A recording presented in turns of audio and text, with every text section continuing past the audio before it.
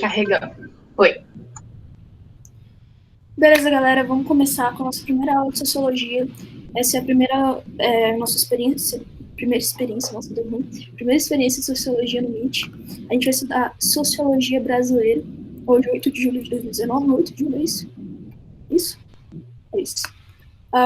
Beleza. Primeiro, para a gente poder estudar sociologia brasileira, a gente precisa fazer um apanhado histórico para a gente entender como é que ocorreu a consolidação dessa ciência no Brasil. Primeiro, a gente tem uma inferência meio óbvia. Sociologia vai nascer no Brasil com a herança cultural da Europa, porque nasceu na Europa, então, obviamente, vai ser uma importação, né?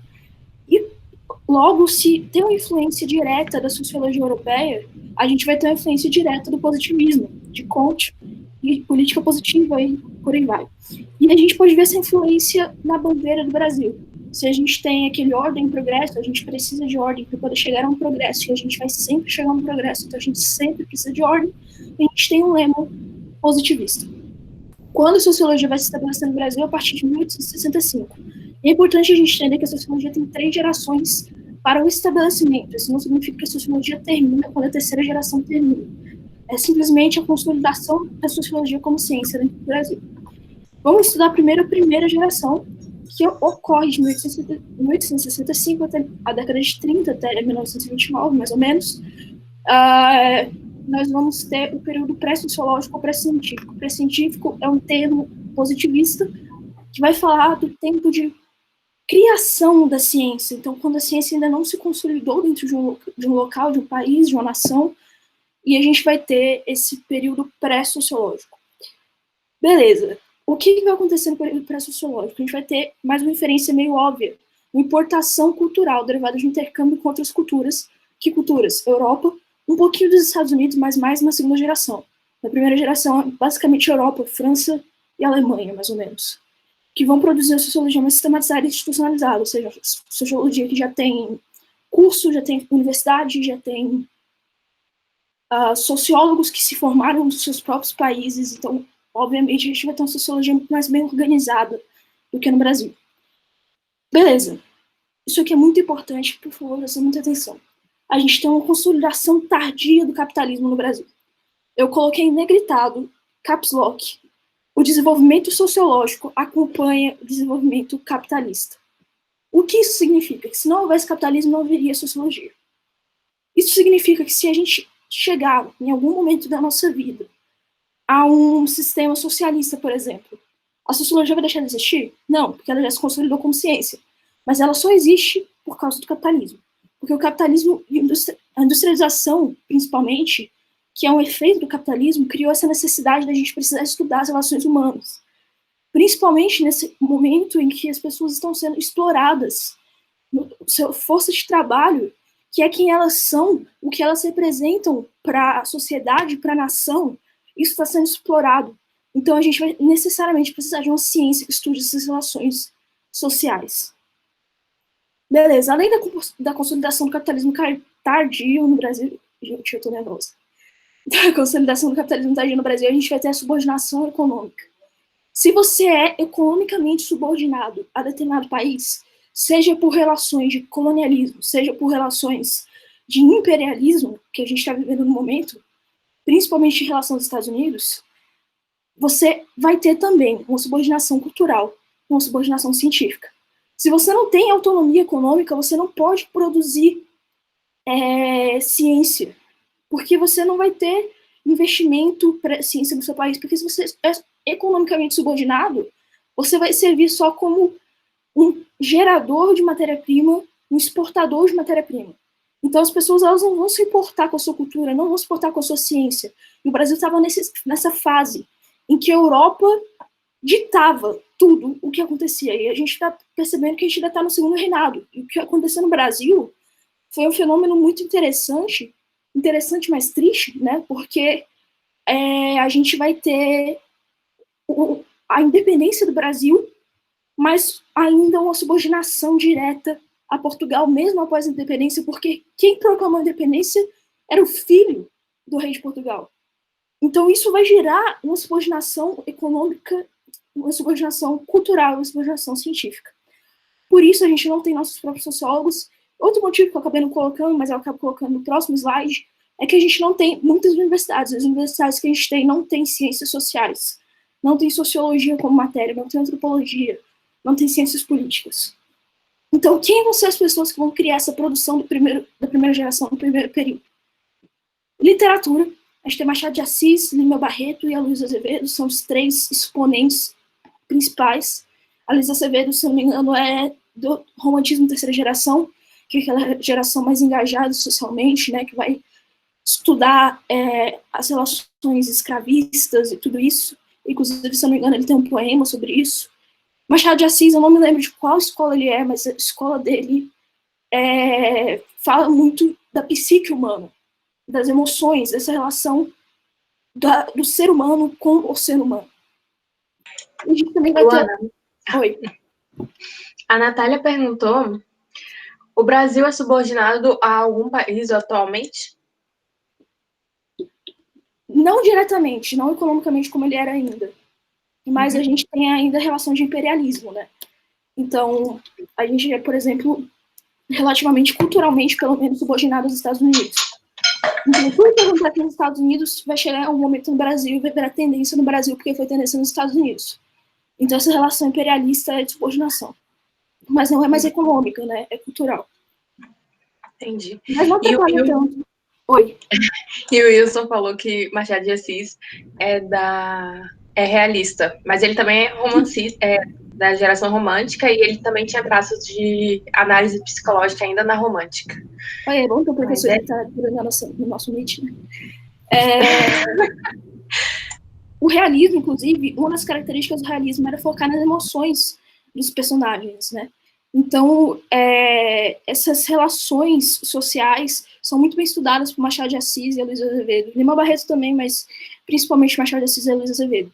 Além disso, a gente vai ter autores da ciência, da biologia principalmente, porque são pessoas que estão estudando o fisiológico do ser humano, o fisiológico do brasileiro, mas elas começam a se interessar pelas relações humanas. Elas começam a se interessar pela psique, pessoas da biologia e também da psicanálise, da psicologia.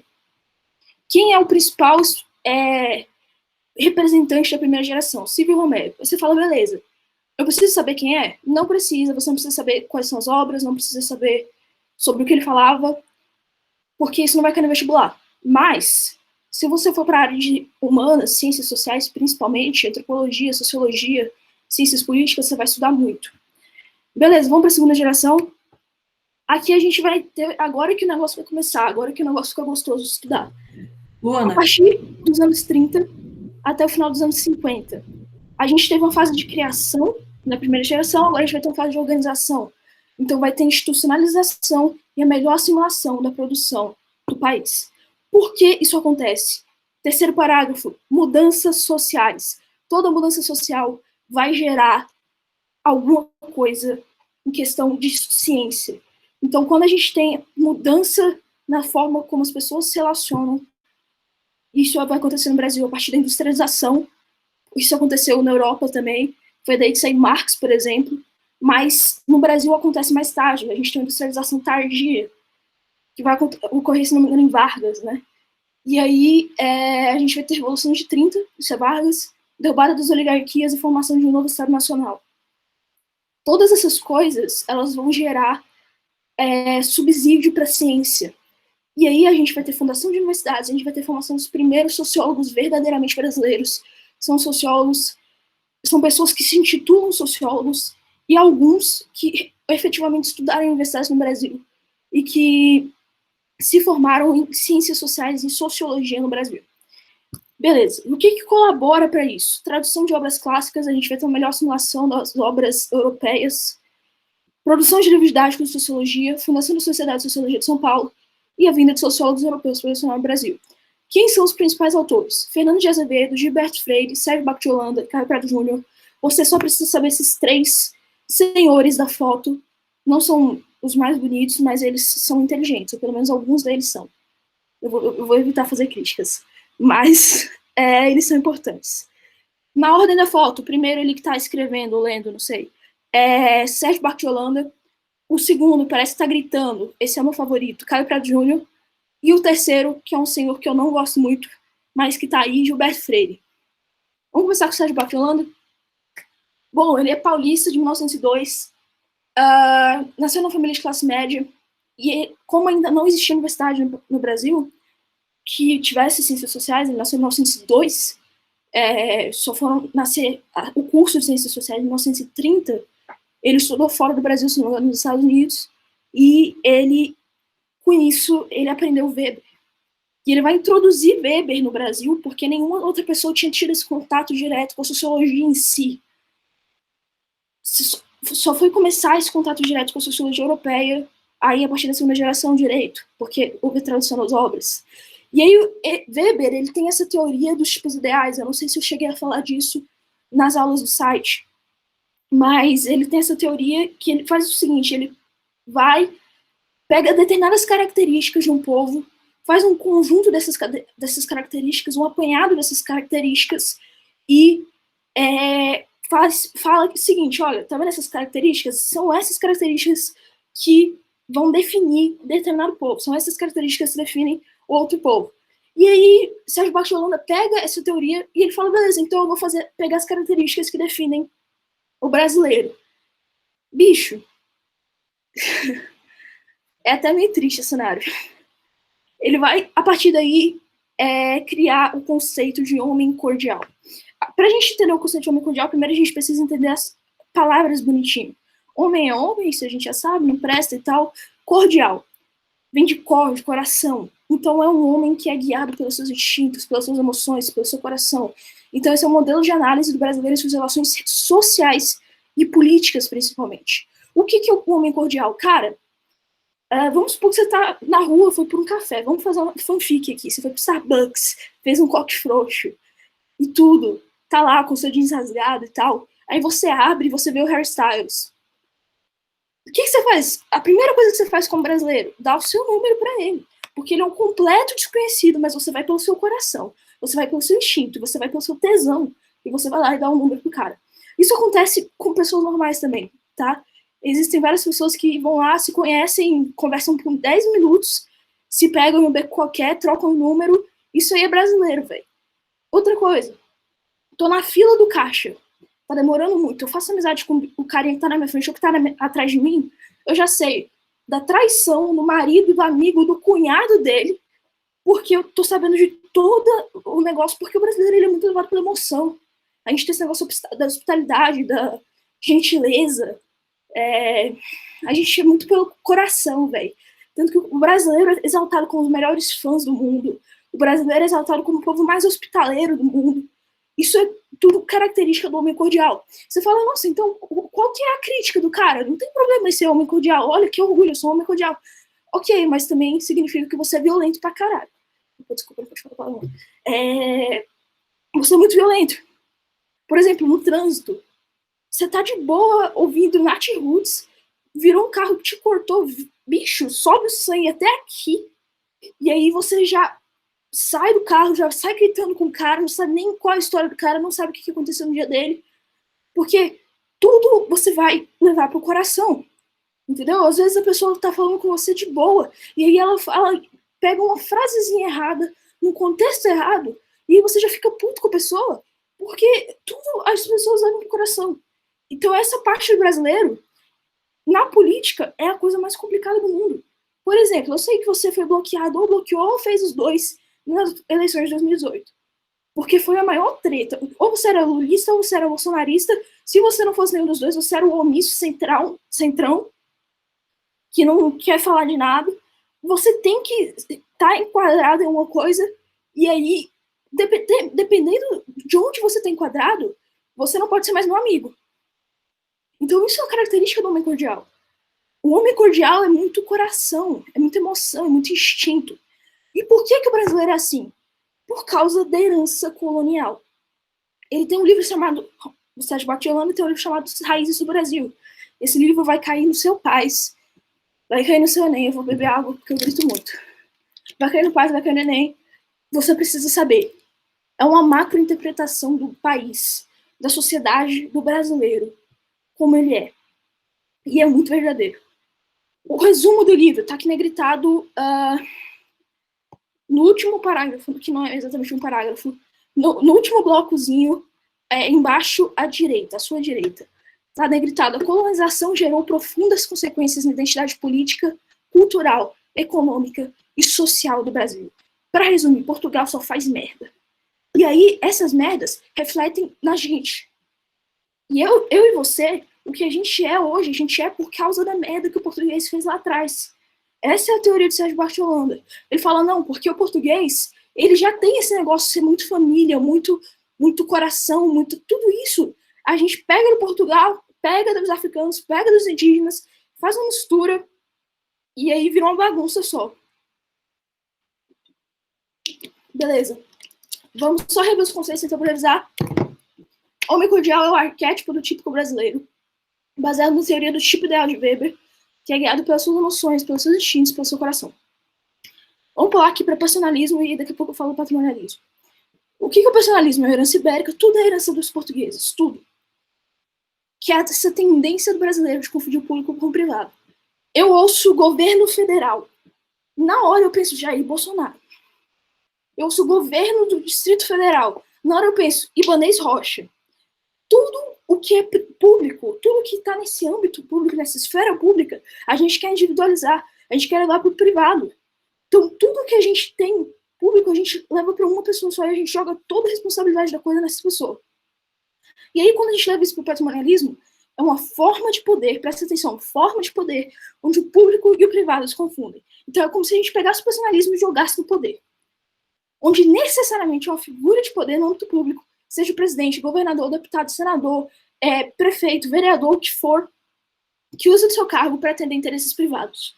Por exemplo, eu sou presidente, eu tenho um amigo que é muito inútil, não faz nada da vida, não gosta de estudar, não tem ensino superior, não tem qualificação nenhuma, e aí eu vou lá e falo, ele tá precisando de emprego, né? Eu falo, beleza, você vai ser subsecretário-geral da União. O cara não sabe nada, não faz nada. É praticamente inútil, mas é meu amigo, então eu vou colocar ele num cargo alto, que receba muito. E a partir disso a gente vai ter um nepotismo, inclusive, que é você pegar pessoas da sua família e você sair dando emprego para todo mundo só porque é sua família. Esse último não é exatamente um conceito, mas é importante a gente saber porque toda teoria tem um contraponto. Alguém falou, opa, mas isso aí não está exatamente certo. Tem um porém. E aí o contraponto de Sérgio Bartolanda é Gessé Souza.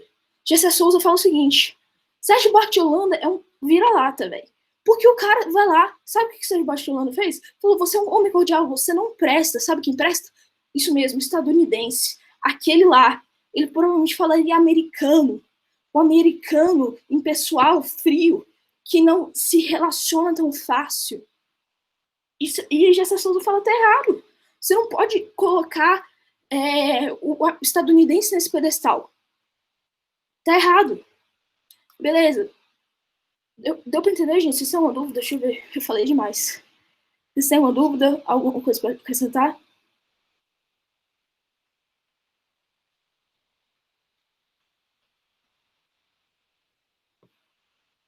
Beleza.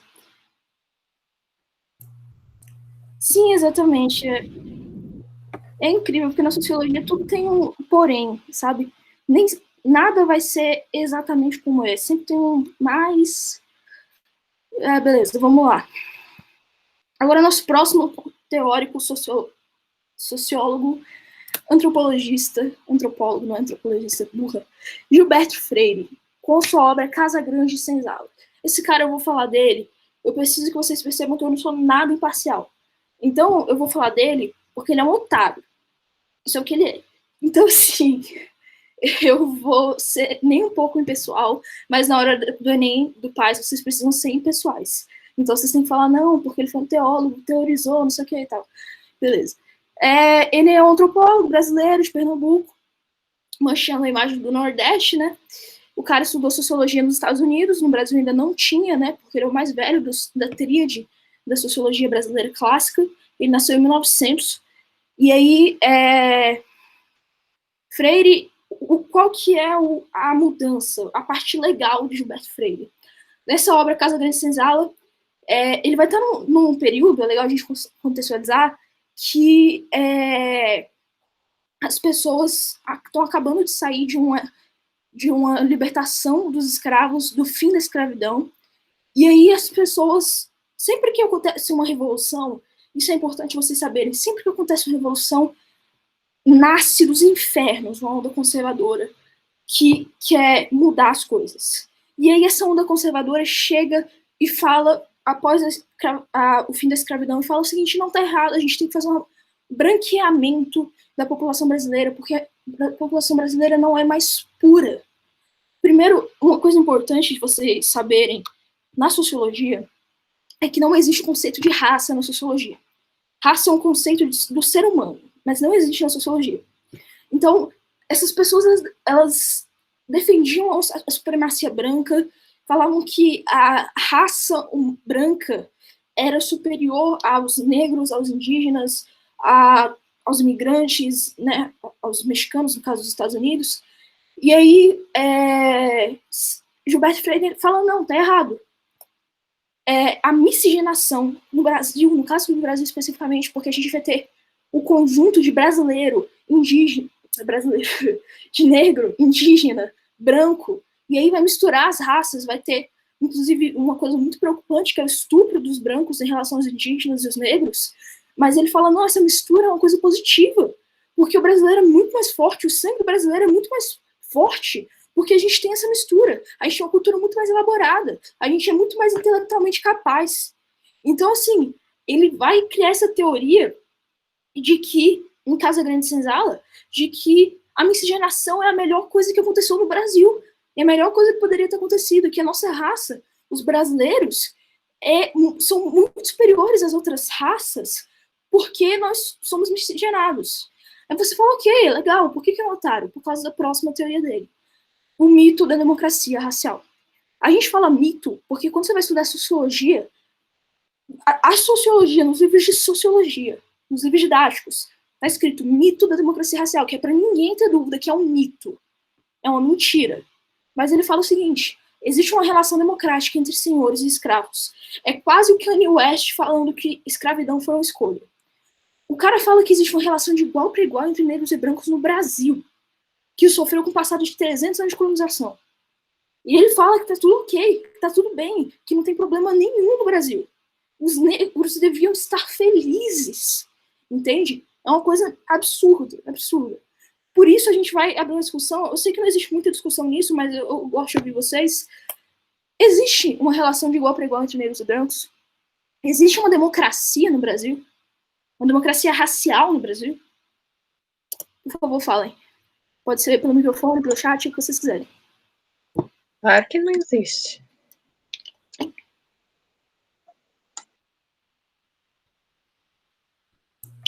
Eu amo que vocês são pessoas que entram no consenso das coisas que estão certas. Eu acho legal falar também que o Gilberto Freire, essa obra dele é uma trilogia, né? Sim. Tipo, eu acho que até o Sobrados e Mucambos é melhor do que Casa Grande Senzala. É porque Casa Grande Senzala é o mais conhecido, né? Porque é onde tá... É o primeiro, né? Beleza, gente. Então vamos pro próximo, que é meu favorito particularmente. O cara é bonito até. Olha a cara dele, de que meteria porrada no liberal. Olha que lindo. Caio Prado Júnior, famoso como Enchinha Safado, ou versão BR do Marx. Caio Prado Júnior é o mais novo da tríade. Nasceu em 1907 e veio a morrer em 1990. Então ele também é o mais recente. Ele nasce numa família rica, com um paradoxo, né?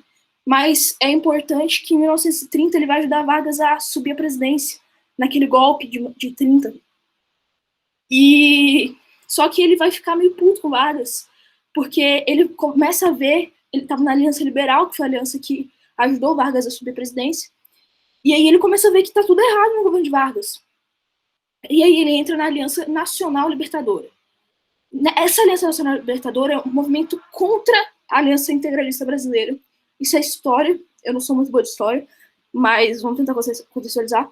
E a Aliança Integralista Brasileira, você precisa entender que era um movimento fascista, ultraconservador e ultranacionalista, que vai surgir em 1930. De novo, toda revolução tem como consequência conservador nascendo dos infernos para atazanar a vida dos outros. E aí o que acontece? A ANL tinha uma orientação comunista marxista, foi ali que ele começa a ter contato. Ele chega a viajar para a União Soviética, ele conhece a realidade do socialismo da União Soviética, e ele escreve um livro chamado, se não me engano, o RSS, a Revolução. O cara exalta o socialismo soviético, que é um socialismo stalinista, não exatamente marxista, mas ele era marxista, e ele vai se filiar ao Partido Comunista Brasileiro. Inclusive ele chega a ser preso várias vezes no governo de Vargas e na ditadura militar por causa disso. Ele vai escrever esse livro chamado Formação no Brasil Contemporâneo. Basicamente, a tese dele é o seguinte: ele vai pegar todos os pontos do Brasil colônia e ele vai ligar esses pontos ao Brasil contemporâneo. Ele vai falar o seguinte: o Brasil contemporâneo é um reflexo do Brasil imperial. O Brasil imperial é um reflexo do Brasil colonial. Logo, o Brasil contemporâneo é um reflexo direto do Brasil colonial. Porque tudo o que acontece aqui, se você está comendo uma maçã que não está doce, é porque lá no Brasil colonial alguém fez merda. Então ele faz essa análise. E ele faz principalmente uma análise econômica do Brasil, sendo um país que precisa de uma revolução social. Porque no Brasil a gente vai ter uma mentalidade de colônia ainda, mesmo no Brasil contemporâneo. E aí a gente precisa de atingir a consciência de classe para a gente poder ter uma verdadeira revolução social. E aí, nisso ele vai se parecer muito com o Sérgio Buarque de Holanda, porque os dois vão falar de uma revolução social a partir da consciência de classe, para que a gente possa chegar, e a partir da superação do passado colonial, para que a gente possa chegar numa verdadeira democracia, num estado ideal. Beleza? Vocês têm uma dúvida, gente?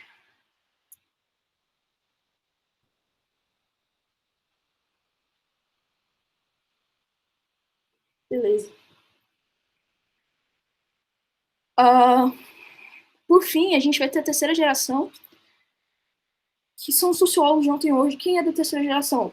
O nome que a gente pode destacar é Fernando Henrique Cardoso, ex-presidente do Brasil. Se vocês não sabem, ele é sociólogo, inclusive um sociólogo muito bom. Infelizmente foi um presidente do Brasil de merda, mas ele é um excelente sociólogo. E ele vai destacar, inclusive, que esses três sociólogos que a gente falou, Caio Prado Júnior, Sérgio Buarque de Holanda e Gilberto Freire, são os criadores do Brasil, porque eles analisam o Brasil colônia e analisam o Brasil desde suas origens para entender como o Brasil é hoje. E aí, essa terceira geração é composta de pensadores que até hoje são vivos. Inclusive, a gente tem uns que morreram muito recentemente. A gente tem o... Gente, como é o nome do carinha do campus da UNB? Esqueci agora. É o Darcy. Darcy Ribeiro. Isso. Darcy Ribeiro morreu recentemente, mas ele era da terceira geração. A gente tem Fernando Henrique Cardoso, a gente tem vários sociólogos que são sociólogos que vão analisar mais agora, não tanto o nosso passado colonial, como na primeira e na segunda geração, mas eles vão começar a analisar as relações de poder, as relações políticas. E aí acontece que esses sociólogos vão começar a sistematizar. Essa geração é uma geração que efetivamente consolida a sociologia no Brasil. E aí a gente vai ter a sistematização da aplicação de referenciais teóricos a partir da Europa, a partir dos Estados Unidos, porque a sociologia dos Estados Unidos foi muito mais avançada do que a nossa. Mas todos esses sociólogos vão levar o Brasil, a sociologia brasileira, a ser uma consciência crítica da realidade nacional. Todos esses sociólogos juntos, principalmente essa terceira geração, que vão analisar muito poder, eles vão levar o Brasil a ser o que ele é hoje. Beleza? Eu tenho alguns vídeos aqui, eu tenho 2 vídeos. Um sobre Sérgio Buarque de Holanda e o outro sobre Gilberto Freire. É de sociologia animada, aqui de desenhozinho. É legal para vocês. Eu vou deixar os slides no site, no Classroom, quer dizer, e aí vocês podem assistir depois, pode ser? Que aí a gente faz os exercícios agora. Beleza. Beleza, questão 1. A teoria da democracia racial, derivada a partir da hipótese de pesquisa desenvolvida por Gilberto Freire, principalmente com sua obra Casa Grande e Senzala, pode ser relacionada à política de cotas implementada nos institutos federais a partir da Lei 12.711, de 29 de agosto de 2012. Dentre as opções abaixo, marque a correta em relação aos conteúdos do enunciado acima. A. A teoria desenvolvida por Gilberto Freire contribui para explicar a diferença entre os níveis de violência racial ocorridos nos Estados Unidos e no Brasil, bem como sustenta teoricamente a política de cotas raciais adotada em nosso país. B. A teoria de democracia racial, derivada da obra de Freire, sustenta uma suposta convivência pacífica e democrática entre negros, indígenas e brancos europeus, de modo a sustentar a política de cotas raciais. C. A teoria desenvolvida por Freire atribui uma visão romantizada da realidade, tornando invisíveis várias formas de violência praticadas por brancos europeus em relação aos negros. A política de cotas raciais, nesse sentido, visa validar a teoria de Freire. D. A teoria da democracia racial, derivada da obra de Freire, mascara em grande medida a violência praticada por brancos contra negros no Brasil, sustentando, de certo modo, parte das críticas atribuídas à adoção de cotas raciais no país. E. A teoria da democracia racial de Freire tem por princípio desvelar todas as formas de violência de brancos contra negros no Brasil, amparando, teoricamente, a adoção de cotas raciais como forma de compensação histórica. E aí, galera? Qual é? Vou deixar aí para vocês verem um pouquinho.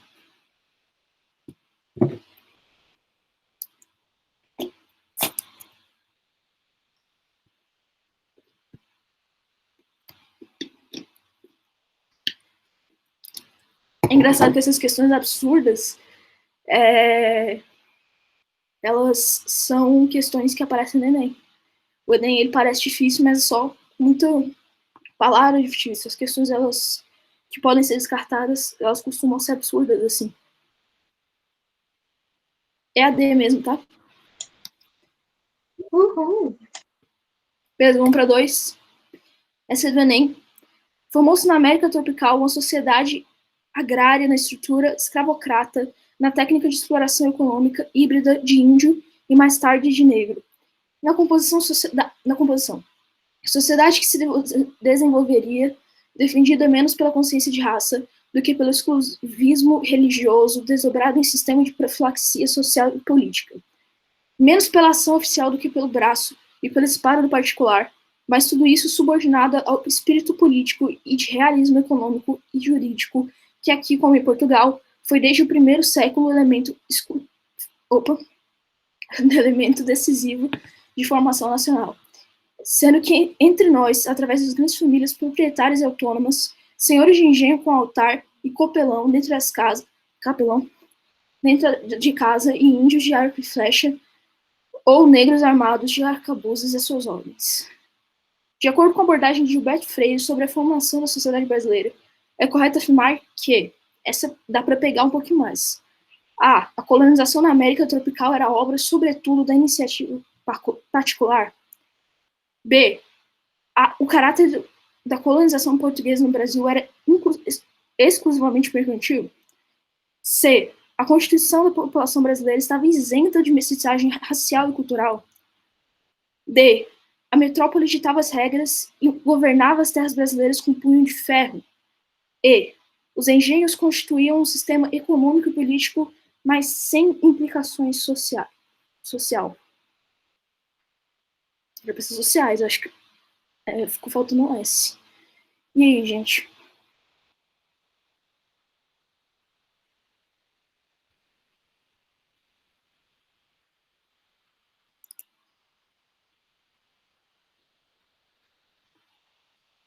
Deixa eu deixar lá para vocês verem.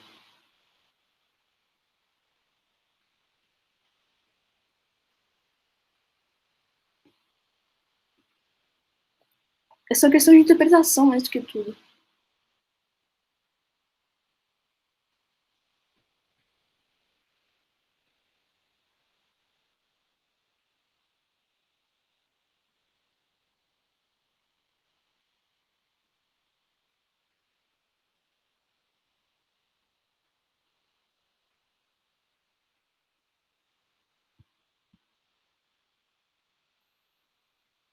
Vamos analisar um por um, então.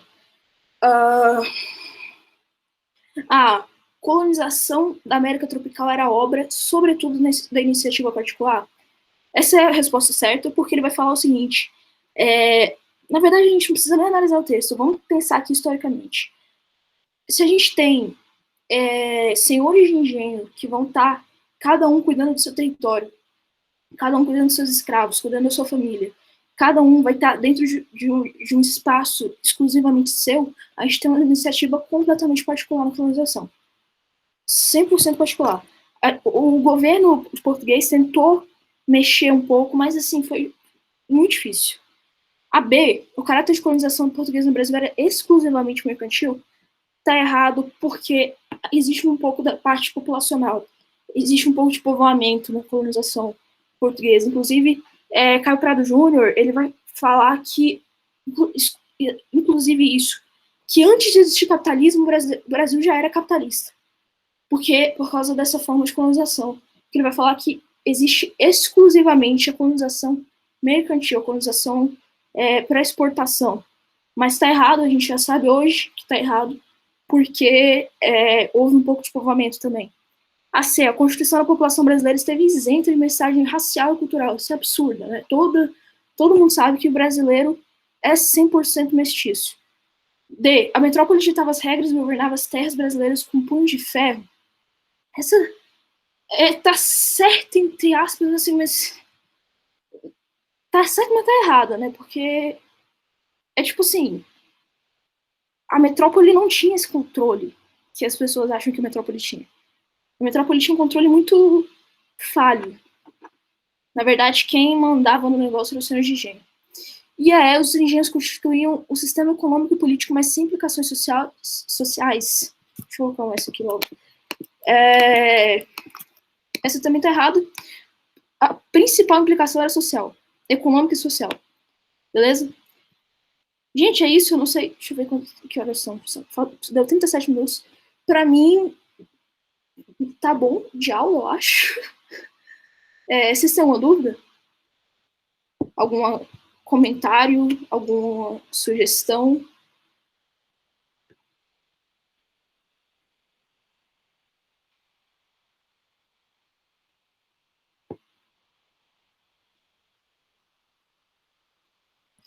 Gente, só uma pessoa me respondeu, mas eu acho que é...